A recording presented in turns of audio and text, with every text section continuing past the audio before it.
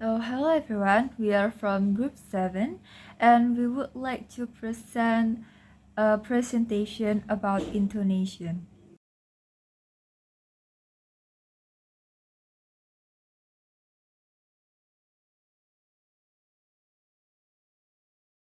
So intonation is a crucial aspect of the phonology of a language, responsible for conveying various meanings and nuance through the pitch of the voice. One of the most important tasks in analyzing intonation is to listen to the speaker's speech and recognize what it is doing. So, what is the form of intonation? Two common one-syllable utterance are yes and no. If English speaker want to say yes or no in a definite final manner, they will probably use a falling tone. So in falling tone, the pitch of the voice falls towards the end of the sentence or phrase. So falling intonation is typical in declarative sentence, such as, for example, I went to the store, where the statement is complete. And if they want to say yes or no in questioning manner, they may say it with a rising intonation. So in rising intonation, the pitch of the voice rises towards the end of the sentence or phrase. It's commonly used in yes or no question. For the example, are you coming? And in incomplete statement or expression of uncertainty, maybe tomorrow. Next is the function of intonation. So people will choose from a selection of tones according to how they want the utterance or the words to be heard.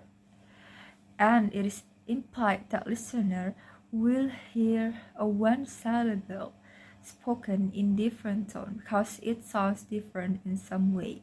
So intonation is used to express the attitude or express the emotions such as shock, surprise, feeling pressure, anger, interest, about the seriousness, a sarcasm, and more kind of emotions that people want to express with their words.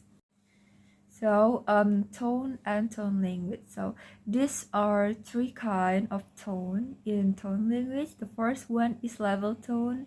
So, words with a level tone have a steady pitch throughout the syllable.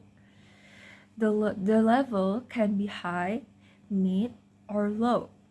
And next is falling tone. So the words with a falling tone have a pitch that falls from a higher to a lower level within the syllable. For example, yes or no.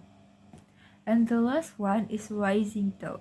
So the words with a rising tone have a pitch that rises from a lower to a higher level within the syllable. As I explained before, is when you want to ask a question. For example, yes or no. Complex tones and pitch height. There are three simple tones that can be used on one syllable English utterance. First is level, second is fall, and then the third is rise. But the commonly used is fall and rise. Fall rise tone is the pitch descend and then rise again. This is the frequently used tone. And then the second is rise fall tone. The pitch follow the opposite movement. This is the less frequently used tone. Each speaker has their own normal pitch range.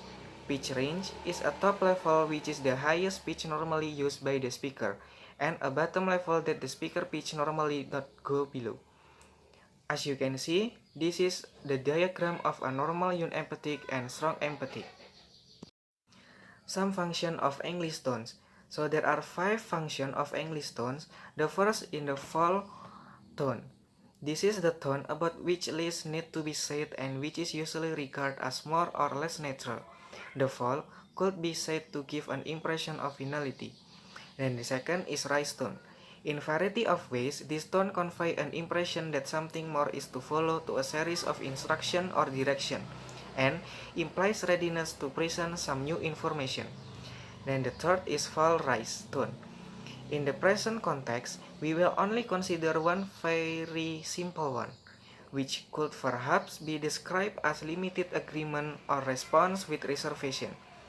And then the fourth is rise-fall tone, used to convey rather strong feelings or approval, disapproval, or surprise. And then the last is level tone. This tone is certainly used in English, but in rather restricted context.